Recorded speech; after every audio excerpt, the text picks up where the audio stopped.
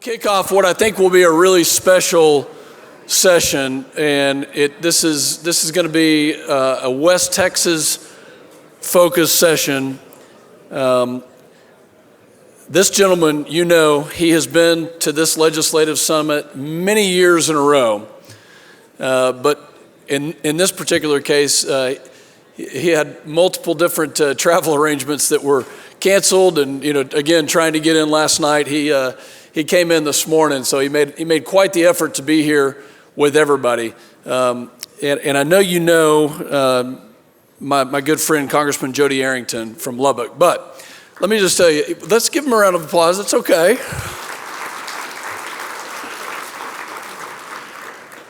This guy has really showed some amazing leadership, and we're going to talk about some of the legislative wins. But he's chairman of the House Budget Committee. He's serving his 5th term, a Texas Tech Red Raider, somebody that has been passionate about serving West Texas, has the values of West Texas, a fiscal hawk, and his, I think, legacy in Congress will be somebody who truly believes that our kids and our grandkids do not need to be saddled with trillions of dollars of debt. And he has been an incredible leader in Washington, D.C. on that, and using the West Texas mentality. So y'all help me welcome my good friend, Jodey Arrington, to the stage.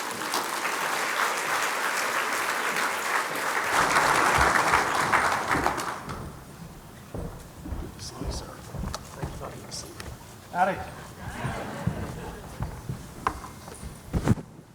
Jodey, we got a great group of people here from all over Texas, in fact, all over West Texas, 21 years going.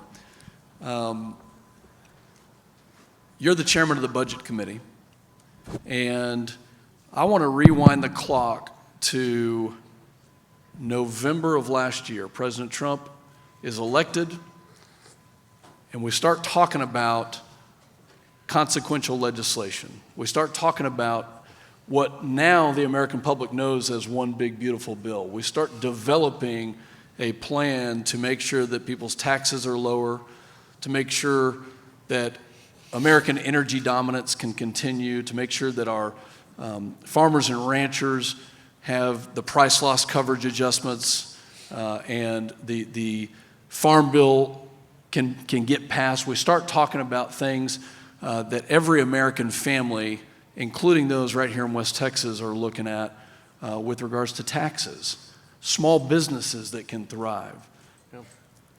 This group of hardworking, patriotic Texans, I believe, is going to benefit massively, and this region is going to benefit massively from the legislation.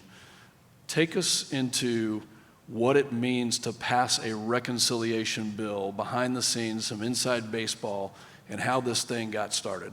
Don't make me go through the year-long journey because I'm looking forward. It's been an arduous process. We had the thinnest majority in history in the House, so we really had to thread the needle to build consensus, and that's just with the House. To unlock this with the budget resolution, we couldn't lose more than one vote. We had fiscal reforms, energy policy. We had this thing loaded up. That's why it's big. It's beautiful because it's going to make the difference that you described in the lives of our fellow Americans, their pocketbooks, their family budgets, small businesses, family farms. Probably have the best farm bill embedded in this big, beautiful bill.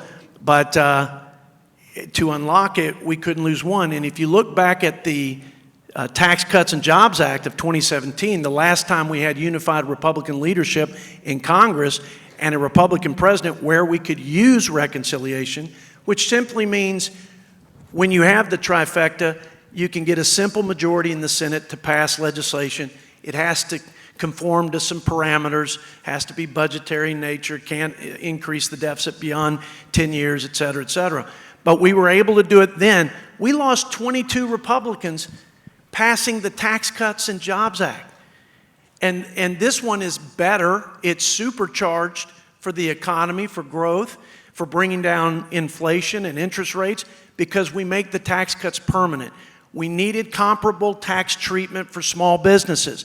We got a corporate rate at 21%. We had record corporate revenue as a result, along with jobs, record investment, the lowest poverty rates in recorded history, lowest unemployment rate for females and minorities. The list goes on, unprecedented prosperity from lower taxes, lower regulation, the America First agenda. This piece of legislation is the principal vehicle to drive those policies and make the America First vision a reality in this country. Amen?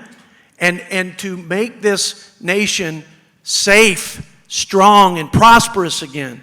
And the tax piece is a big part of that. What a lot of people don't appreciate, August, is that had we done nothing and the tax cuts expired, we're not even talking about deregulating the energy economy. We're not even talking about incentives to get people back to work and stop trapping people in dependence on the federal government, which is a horrible thing to do to our fellow Americans. We're only talking about the tax cuts here. They expire. That's a 22% tax hike on the average American after a 21% regressive inflation tax over the last 4 years. So it was important for business provisions like expensing, R&D, so that we can be the laboratory of innovation. You can go through the list of things. How about the death tax? How unfair is it for farmers and ranchers, family farmers, and independent oil and gas producers, and family businesses alike, paying property taxes, paying sales tax, paying income tax? They've paid taxes their whole lives.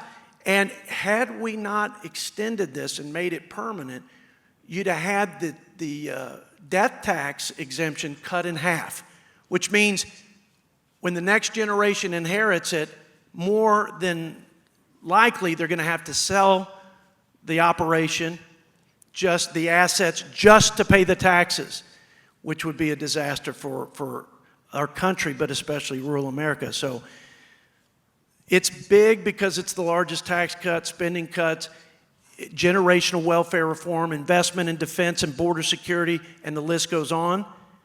It's beautiful because of what it's going to do to unleash prosperity in this country. It's beautiful because we're having a heck of a time getting our Democrat colleagues in the Senate to pass the Farm Bill in 24 when we passed it out of the House. There ain't no more runway for our producers. We had to get this done. This was do or die. And we'll talk a little bit more about what's in there to strengthen the safety net. But God bless America. Our best days are ahead of us. And I think, as I said, God's grace has been shed on thee. Well, he's got a little bit more grace for the US of A. That's my message to you. Thank you all for your support for this guy and for me and for all the West Texas delegation. Remember, our guy, August Pfluger, fighter pilot from the lower Concho Valley, was elected. I'm in charge of the budget committee. I don't know, 40, 50 people. He's in charge of the largest conservative caucus in the Republican Congress, probably in the state, in the House and Senate, like 180 members. I promise you, I wouldn't have been able to do the things that I needed to do at the tip of the spear for this budget procedural tool to lock in all these good policies if it weren't for my wingman, August Pfluger. It's worked out perfectly because you sent us the right guy to represent West Texas. Hey, he's a pretty good cheerleader. I might invite him back. Were these 1-minute responses? I forgot to read the fine print in this deal. You know, that death tax exemption would have gone to $6.5 million had we not passed that bill. Instead, as a married couple, it's $30 million. $15 million per person, $30 million. There's some good claps back there for permanent. Permanent. That's a permanent tax provision. Jodey and I sat with the Speaker of the House, Steve Scalise, and many of the other leaders there in the House for the last 7 or 8 months. I want to get into some of the specific provisions, and I want to get into the Texas reimbursement, which was a really big thing. But just give this room a sense of the savings that we garnered, where we are with regards to debt and deficit, and how historic this is. Are you ready to be really depressed for just a minute? But there's silver lining, and it's what we did in this bill, and it's unprecedented. We cut $1.5 trillion in wasteful, unnecessary, I think even unconstitutional spending in the people's government. That hasn't happened ever. It's twofold, the deepest reduction in wasteful Washington spending in the history of the country. And spending is what's driving, it's your money. And that's the problem, is that we're not spending it like it's your money. And stewardship has been lost on both parties, by the way. I see this as an exercise to start building back the muscle memory that Republicans have lost over the years, and the mantle of fiscal responsibility that we've dropped somewhere along the way. Here's the most unfair thing about it all. That $36 trillion in debt and rising, that $2 trillion now that we're having to borrow to pay a $7 trillion federal budget and rising, that $1 trillion in interest just to service the debt, which is more than we spend on Medicare and all of national defense, is a tax on our children. So you want to talk about an unfair tax? They're going to pay this. They're going to pay it one way or another. We either go off the cliff like Greece, or a slow decline, or we inflate this debt away, which will destroy their future, destroy their prospects of the land of opportunity. And they have no clue because they don't have a vote. So when we increase deficit spending, we're just deferring the tax on our children. And that was my mantra through this. Again, I had a lot of air cover from our RSC chairman, but that's the level of unsustainability that this nation is on in terms of our fiscal trajectory and our rapid financial decline.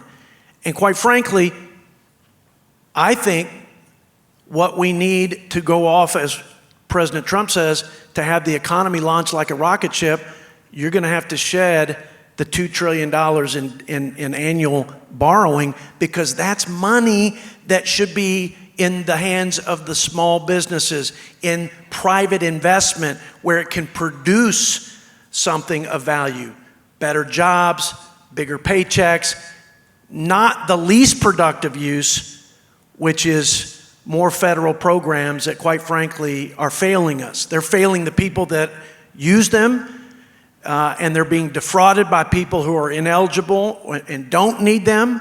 And so this was a great exercise in getting our fiscal house in order. And let me be clear, this isn't going to save this country from irreparable debt collapse.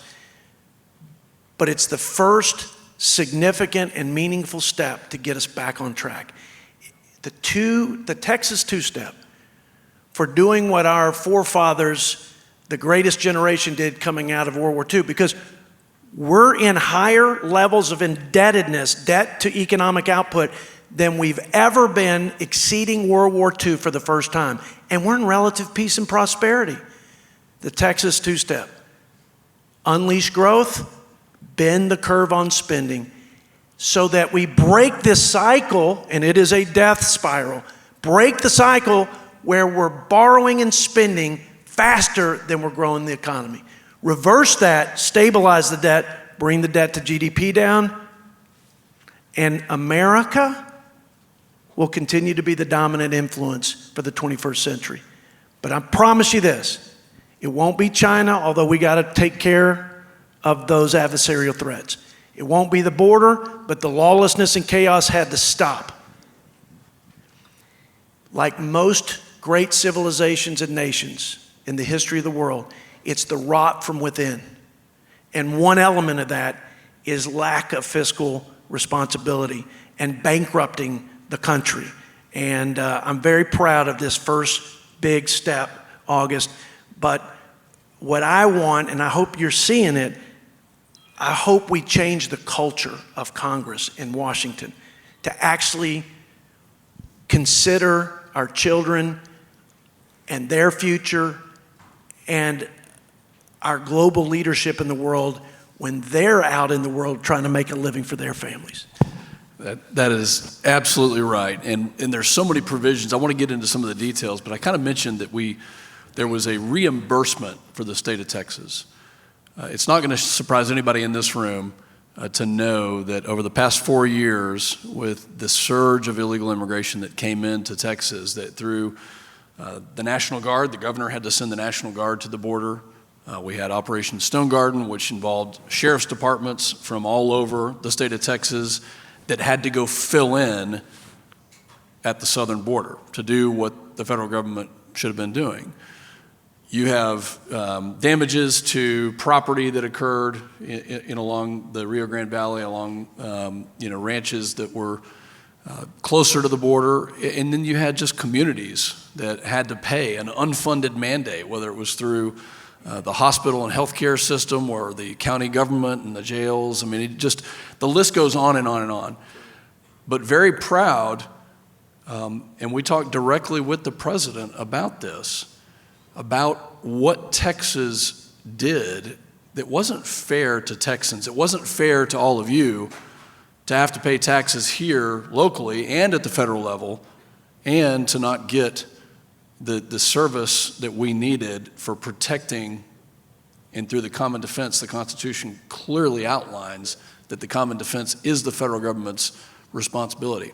Folks, we got almost $12 billion from the president directly to the state of Texas as a reimbursement for all, and an acknowledgement for all of the things that the state of Texas has done over the past 4 years to make sure, not making us whole, but to make sure that we get a little bit closer to that number, which we're very proud to have gotten that done. And by the way, August spoke to the governor directly, and he got a call from the president. You don't think this guy has influence?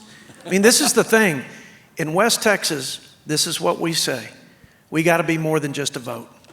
If all you can count on from August and me and Drew and Brooks is a vote, we're screwed. I'm trying to be just crass this morning because I don't see any kids. We're screwed. We've got to convert our time and effort and our vote into influence. And we got to get into leadership roles so that we can have West Texas values influence the outcome. That's what's happening with this guy. And you know, you're right. The governor did the right thing. The Constitution's clear. When there's an invasion or there's imminent threat such that will not permit delay, those are the black letter of the Constitution. It is the right and the duty of a state to protect its citizen. And our state did it with a lot of harassment and obstruction by the federal government. It's one thing for them to fail to fulfill their duty and to be derelict about the common defense. It's a whole nother thing for them to have obstructed Texas to simply defend our sovereignty and the safety of our citizens. So that's a moral victory as much as it is a financial victory, wouldn't you say?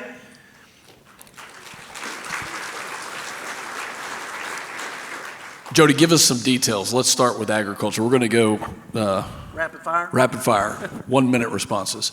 Give us the details about how our agricultural producers, our farmers and ranchers benefit from one big beautiful bill. This has been one of the worst 3 year, at least, runs for ag. Weather, drought, floods, and then we've had a farm bill stopgap, which is, let me tell you, the biggest disaster, 40-year high inflation, input cost. It doesn't matter what your price is. Our safety net is based on price. So what? Even if you get a good price, if your fertilizer, your seed, your fuel, if all your inputs are through the roof, it's not going to work. By executive order, SNAP was adjusted by about $280 billion, 22% higher than food inflation. But nobody did anything for the producer safety net, which, by the way, impacts all of us with safe, affordable, and abundant supply of food. And food security is national security. This, I believe, and you can talk to the farmers, they're more credible than I am about this because, you know, they're on the turn row where it matters. $60 billion to strengthen the safety net. That's ARC and PLC for some of the ag policy nerds. It's billions in crop insurance enhancements. Basically, we just make the risk management tools relevant to the current economy so that we can do what benefits every American, stabilize the ag economy. Stabilize the ag economy. Because what we don't want to happen, ladies and gentlemen, and you don't have to be from San Angelo or Plainview, Texas, to figure this out. We don't want to depend on other countries to feed us like we found out we depended on them for our drugs after COVID and our computer chips from Taiwan that run everything. The president's right about reciprocal trade, and if you think it's bad to wait for your car on the lot with no computer chip,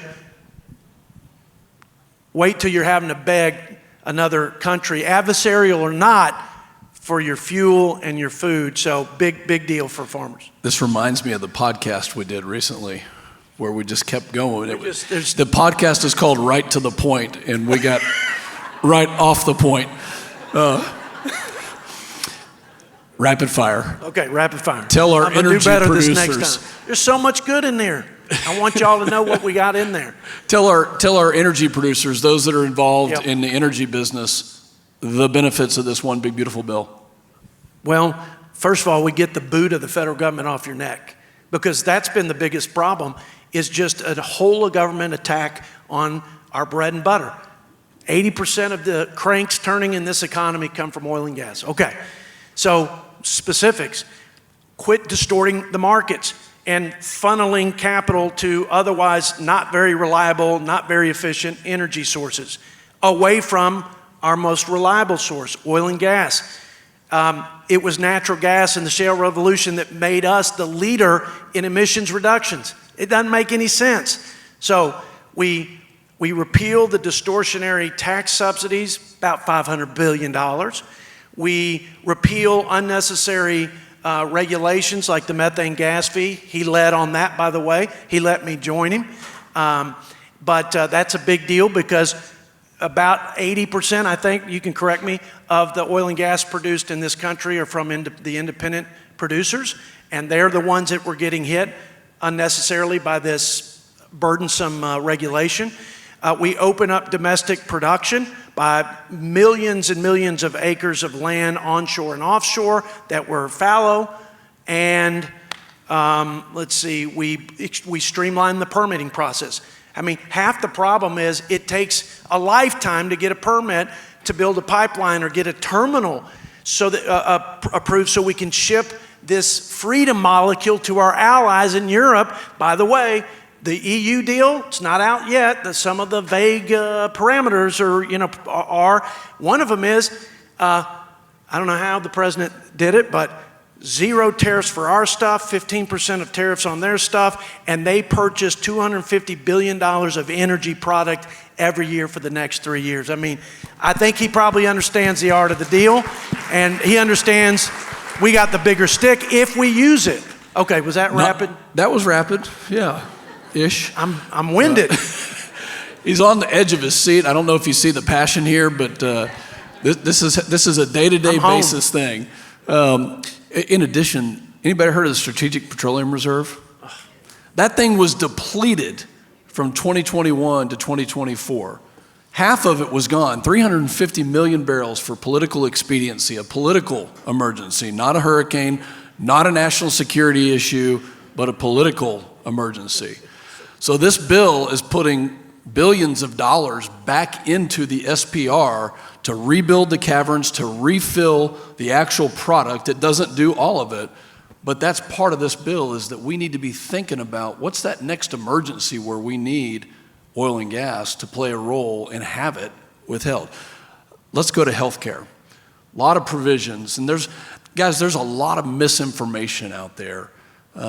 If you went to a town hall with me yesterday, you would have seen some of that. But there's some chuckles in the room from those that were there. But healthcare, rural healthcare. Nobody has championed rural healthcare better than Jodey Arrington. Nobody has stood up for it as a Texan and as a rural citizen than Jodey. So the provisions that we put into this bill, and if you're hearing things like, well, Medicare has been sabotaged or attacked, that's false. Medicare wasn't touched. Let's talk about the common sense requirements for Medicaid and how every single recipient of Medicaid in the state of Texas will now get a better service as a result of this bill. Politicians have been talking about this like they talked about moving the embassy from Tel Aviv to Jerusalem. Like every party's political leadership has made these commitments. Stop with the waste, fraud, and abuse. In 23, it was $250 billion government, and that's not government-wide. That's like 70 programs. And GAO said that were some of the most significant perpetrators of improper payments weren't even included. That's more than we spend on the entire United States Army. That's more than Russia's economy over a 10-year budget window. It's more than we spend on Homeland Security. I think you get the point. We're frittering away too much of your tax money. And it comes in lots of waste, fraud, and abuse. And I can break those down, but suffice it to say, even just in Medicaid, in 23 it was $50 billion. Over the last 10 years, waste, fraud, and abuse coming out of the Medicaid program, which makes that program unsustainable, you see, because none of these programs are sustainable. Let's be clear. At $36 trillion, and we're taking on too much water, the ship's gonna sink. Medicaid has gone from $400 billion to over $600 billion since COVID, and it'll be $1 trillion at the end of this budget window. We can't keep up with it. And you gotta find ways to reform and reduce spending or increase revenue. And the easiest and best place to start is the waste, fraud, and abuse. That $500 billion, roughly, it's $546 billion over the last 10 years. That would have given 6 million Americans health insurance, just to put it in perspective. I mean, SNAP is similar. All we said is, let's go back to the Bill Clinton era common sense work requirements for healthy, able-bodied adults. I think talk about common sense, there's a social compact between working, tax-paying Americans and people who need the safety net for no fault of their own, or they need it temporarily to bounce back. It's being abused. States, there's a gaping loopholes where states don't enforce those work requirements that are on the books today because they can. California doesn't enforce any work requirement. Not a single person on SNAP that's able to work is enforced to actually fulfill a 20-hour-a-week work requirement, which, by the way, is lower than the Bill Clinton standard. So, yeah, I mean, you're going to hear we're kicking people off, ripping them off of the safety net, vulnerable Americans, throwing them to the streets and to the wolves, and taking bread from the mouths of hungry children. You know, it's sad. I think it's predatory, and it's obviously completely and patently false. What we're saying is, if you just enforce the laws on the books today and make sure that people who are ineligible aren't receiving benefits, people here in this country illegally should not benefit from the social safety nets that are not solvent even for our own citizens. And that if you are able to work, the social compact is you go to work, go to school, community service, do something. And it's not even more than the dollars and cents. It's about the soul. It's about how God created us. We don't want to deprive people of the dignity and the blessing of work, right? So that's what this is about, but it's going to be demagogue from now into the midterms. Here's one example. In the Senate, there was an amendment. They put it out there just to put people on record. It said, we will prohibit basically belt and suspenders on the illegal immigrant. I know this is too long. 9,000 Look, we should treat everybody with dignity and respect, even when we detain people who are here in this country illegally. That is the American way, okay? But to catch people, release them, not hold them accountable, millions of people coming in here, we don't know where they're from, what their intentions are. $9,000, according to Numbers USA, is what we spend in social services on people here in this country illegally. Guys, that's more than we spend on America's most vulnerable in Medicaid. That's more than we spend on our veterans for their retired military benefits in total. This country's gotten upside down, and it's time to turn it right side up. It's time to get us back on the path of reasonableness, common sense, and taxpayer stewardship. So no, we're not kicking people off, ripping them off. It's there for the vulnerable. It's there for the future vulnerable. But it won't be there if we continue to allow all this fraudulent and wasteful spending. In Texas, the state legislature, thanks to Representative Brooks Landgraf, Representative Drew Darby, Speaker of the House Dustin Burrows from Lubbock, decided to keep Medicaid for those that were disabled, for children, for pregnant women, for the elderly, for those that the program was truly designed for. 41 other states decided, however, that they would expand into the working age population, which is why for the first time ever, the federal government has said, okay, for those 41 states, you now have a work requirement to qualify for those benefits, in addition to what was done for the food program, SNAP. You now have to work 80 hours a month, volunteer, seek a job, do something that gets you out of the situation, and I think delivers that program to the people that it was supposed to be delivered in a much better way. And we're proud of the work that was done there. But oh, by the way, it also protects rural health care. It also protects our rural facilities here in West Texas, our community health centers, our hospitals, the clinics, the nurses and the technicians, those that are giving us that health care, which is hard to get people in some of these small towns. It's very difficult. Y'all know that much better than I do. This big, beautiful bill protects those small towns in a way that, while saving money that we never could have gotten to without the leadership of Jodey. Can I mention something, because I didn't touch on the rural health, just to say, we're not going to fund the rural health. We have done a lot of work on it.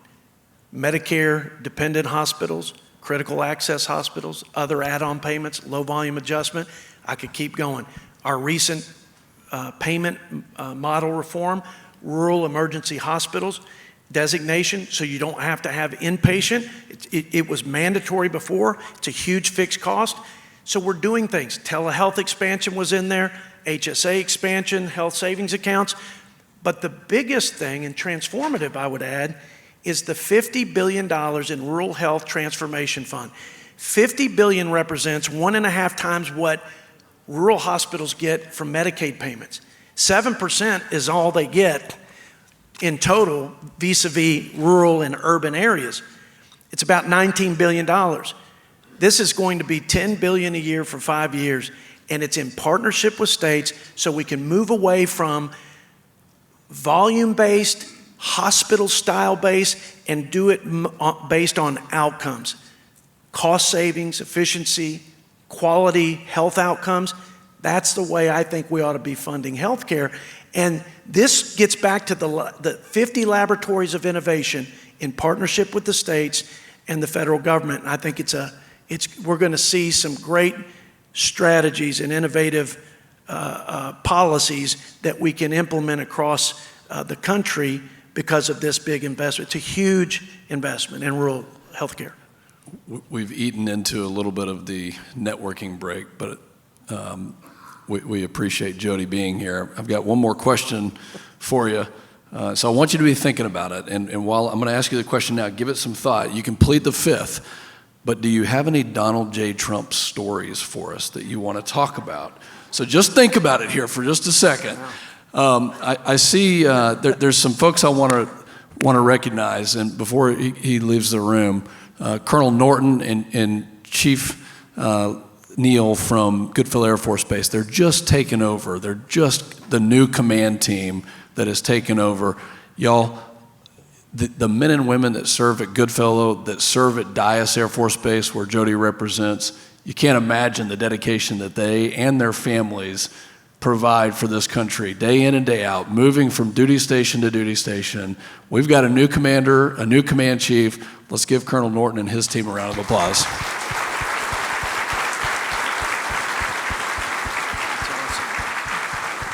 All right, Jodey, any Donald Trump stories that you want to say? Well, since you're a former military guy, we have to say the most important job and the most dangerous is to provide for the common defense, these guys in the uniforms.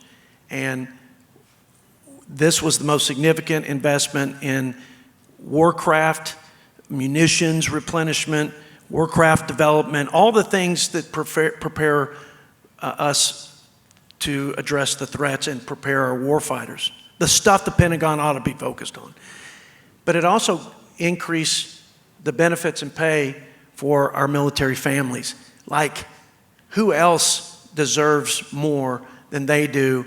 And sadly, a lot of these guys are depending on programs in the federal government because we're not paying them enough. So anyway, God bless our men and women in the armed services. Look, you were there. The prayer blanket. I had a lady who represented a group of ladies from Lubbock who prayed. They knit a quilt and prayed over the quilt and knit various verses of the Bible in the quilt. And I love this gal, Donna, and her friends. And I thought, this is so West Texas.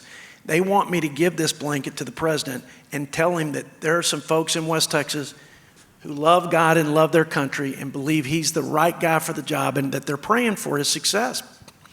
Seems harmless enough. But every time I took this blanket to the White House, they would confiscate it and say, you can't take it. We'll make sure the president gets it. And we'll send a nice little note back to Donna Henthorne and her group. And I said, no. I used to work at the White House. I know where this goes. The president will never see it. So I held on to that blanket and for a year. And then I was invited to join August and several others from Texas on a trip to the Permian Basin with the president on Air Force One. Well, that was my opportunity. So I packed it in a suitcase. I know that the Secret Service thought I was bringing a bomb onto the plane because it was so big. And I finally had my moment to go deliver it. But earlier that day, one of the guys that was flying with us had been tested for COVID. We were all tested. This was in the height of the COVID era. And Louis Gohmert had COVID, and we were all hanging out with him. When the president found out that we were with Louis unmasked, he just, let's just say he made sure we knew he wasn't comfortable with that, and we proceeded immediately to leave the little Oval Office in the sky and find a corner to hide in. But I brought this blanket, I dragged this blanket up there with me, and I'd waited for a year, so I all but begged the president, would you please take a picture with me? I have 2 pictures with the president. One, he was red-faced angry about this whole thing. But I got one picture where it's me holding the blanket by myself, and he's way over here, and he's just like this. And I'm smiling for the camera. I'm like, and like just perfect timing, they go, okay, Mr. President, 1, 2, 3. And he kind of takes a step closer and gives a big smile. And that's the front page of the Lubbock Avalanche Journal. Nobody knows the real story. It just said Arrington hands the commander-in-chief a prayer blanket. They don't realize that blanket was going to have to be my parachute when he threw my country ass off Air Force One. God bless and go West Texas. Thank you.